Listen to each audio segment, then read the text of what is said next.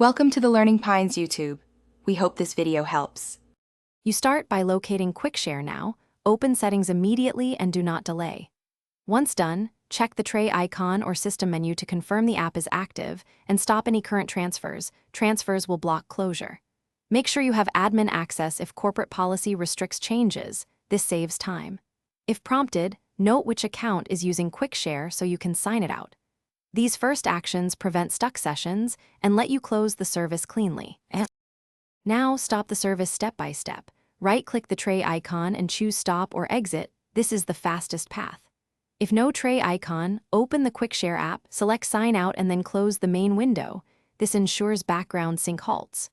Once you've attempted graceful shutdown, open Task Manager, find the QuickShare process and end it if it's unresponsive. Make sure to check for child processes. Killing the parent process may leave helpers running, so end them too for a full stop.